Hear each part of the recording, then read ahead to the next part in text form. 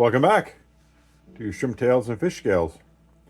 So first, guys, I just want to apologize for the number of videos that are being released on any regular basis now. I know it's dropped dramatically. I do apologize, guys. As I stated some time ago, I have started my own business, and that takes a great deal of my time. And I just don't have the time to come home and film a couple of YouTube videos, much as I'd like to.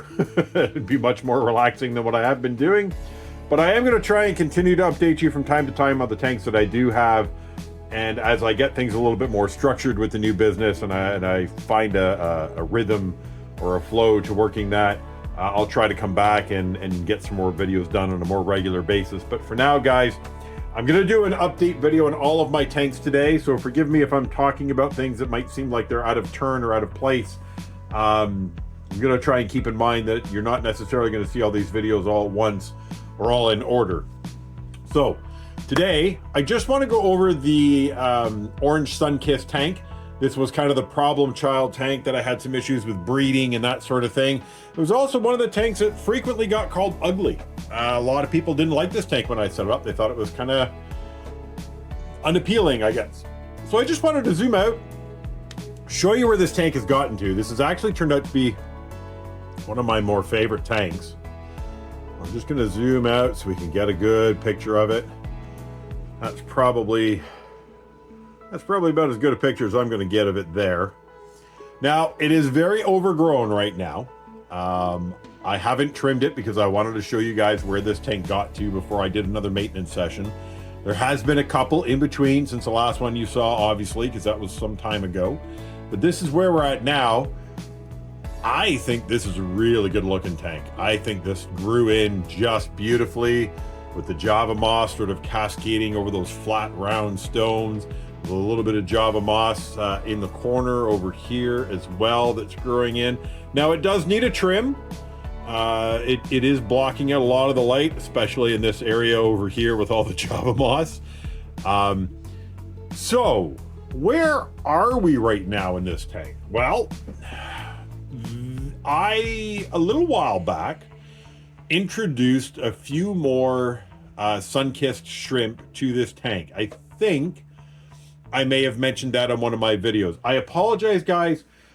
This tank, I had done an update video on all of my tanks probably 4 months ago or so that I meant to release. Yes, it's been that long since I've done any filming.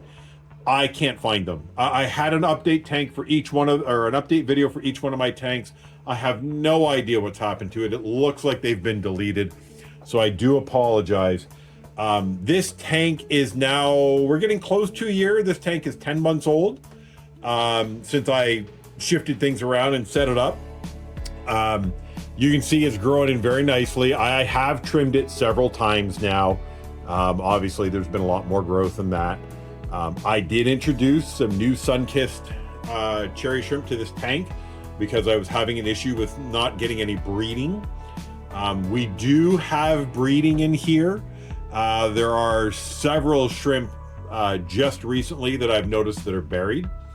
I have figured out a couple of issues that I've had with the tanks down here and why the breeding seemed to be as slow as it was for the shrimp. And it was something I was doing by design, on purpose, and I just didn't realize it was going to affect the shrimp this way. But I don't have heaters in any of my tanks, and my basement does get rather cold in the wintertime. So my breeding season, I suppose you would call it, is shorter here where I have my tanks in the basement, because as it gets colder leading up to the winter, the shrimp obviously scale back their breeding and their growing cycle. And then it takes a little while in the summertime for things to warm up for them to come into it. So I introduced some new shrimp here, and that did seem to resolve some of the breeding issues. There are several shrimp in the tank that are buried, and if I see any of them come out to the front, I'll see if we can't zoom in on them. But of course, once they get buried, they have a tendency to hide unless it's feeding time, and I haven't fed the tanks yet. To me, and I know I got a lot of criticism on this tank when I set it up. To me, this turned out to be a really beautiful tank. It is in need of a trim. All the red plants have got to be cut down and replanted, and some of these plants in the background there and back here have got to be trimmed down because they've gotten long, and maybe I've got to take out some of that, some of the stuff that I have in here that's floating. The water lettuce that I had doesn't really get enough nutrients anymore, so it really doesn't grow. So I've taken this water Sprite and I've just sort of let it float to absorb the extra nutrients to keep the tanks clear. You'll notice how clean this tank is. I haven't scraped the glass on this tank for months. Now, I do know as the fish swim by, you'll see they're kicking up some mulm and that sort of thing.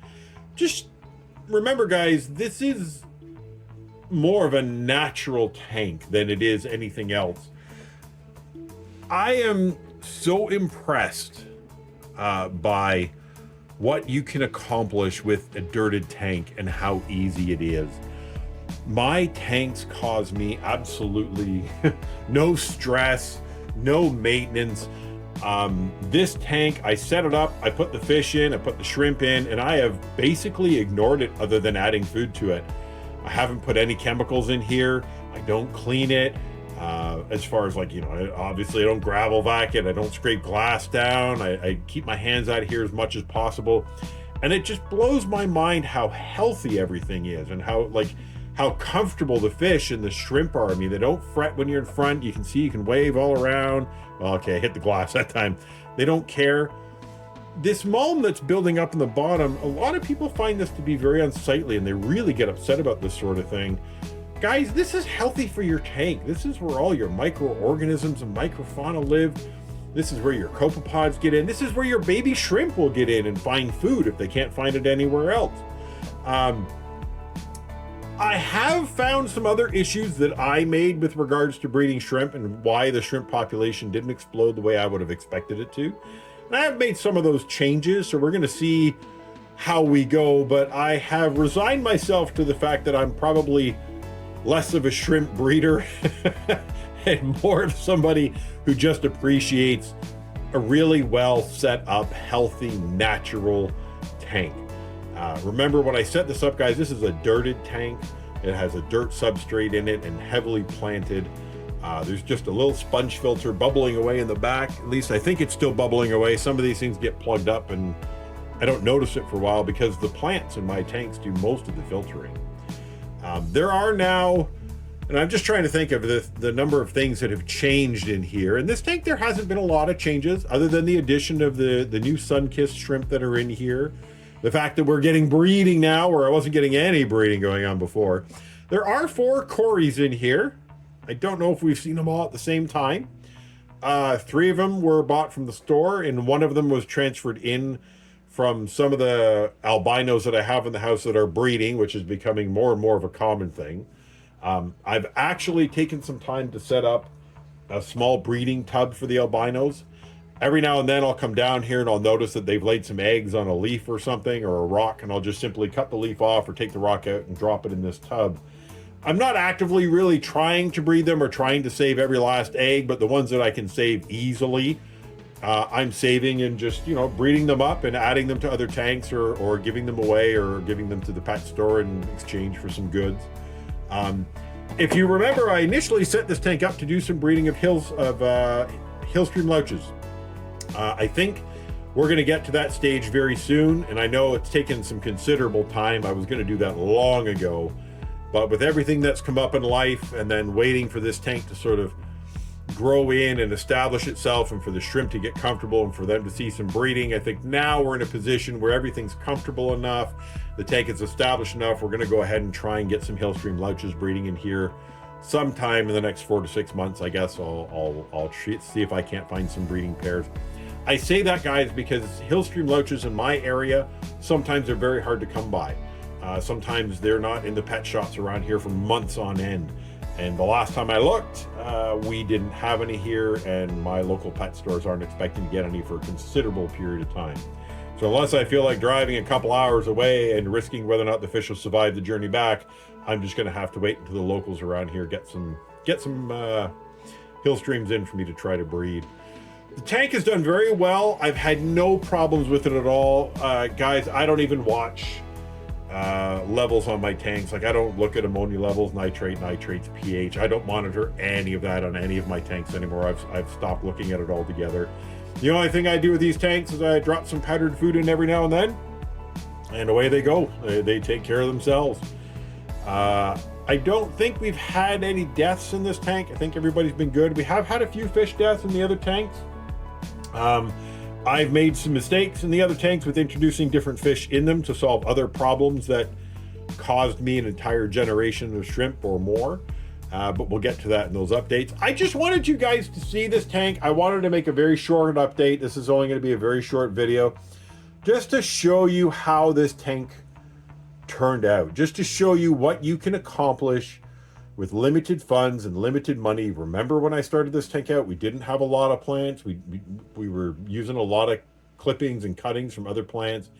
And here we are now. It's overgrown. It needs a trim. We're going to make it a little bit neater.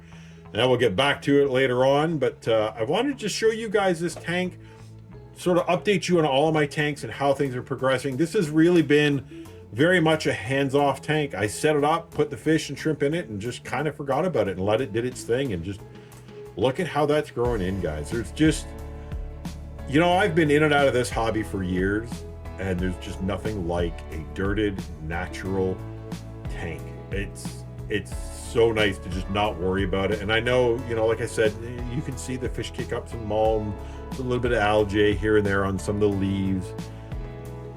But that's a natural tank. That's a healthy tank. And the fish are happy. They're breeding. The shrimp are breeding. The snail population in this tank has come down dramatically because the plants are using most of the nutrients. We still have some baby snails. You can still see them on the rocks here and there. But, you know, there's no explosion. You know, it's much less than there used to be. Like I said, snails are great for your ecosystem. And they tell you how your tank is doing. And you know, if you've got an explosion of snails, well, they have too much food. You got to reduce the food source. This tank really has just been a pleasure to have, and it's really a hands-off tank. Every couple of months, I'll get in here and I'll trim some things back, and that's where we are now. It's probably been a couple of months since the last time I trimmed things back. It's gotten a little out of control. I wouldn't normally let it go this long where the roots are so high up on these red ones that, you know, we're going to have to clip them and replant them, but I've been waiting to film this for a while so you guys can see the update, and I didn't want to trim it back and sort of lose this natural state before I let you guys see it. So here we are, guys. This is the Sunkist tank. This was the beginner's tank. Sorry, the beginner's bulletproof tank that I set up. And like I said, I got a little flack for this one. I had a few people say that's ugly, that's terrible, that'll never look right, it'll always be problems. Well, I hate to tell you guys, they were wrong. It's a beautiful tank. It really is. It's one of my favorites, actually. So that's it for the Sunkist tank. I will readdress this tank maybe in a couple of months from now. Hopefully we have some babies to show you. It doesn't look like any of the buried shrimp are going to come out to a point where I can zoom in and show them to you. But that's it, guys. That's the update. Things are looking good. Hands off as always, and we will talk to you in the next one.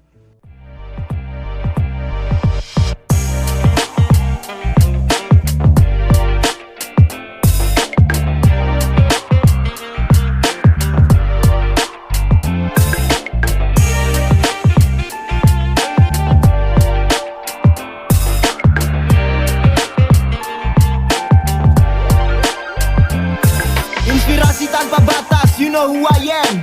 Notasi berotasi telepati, stay the best man. You got it, movement, chill brotherhood.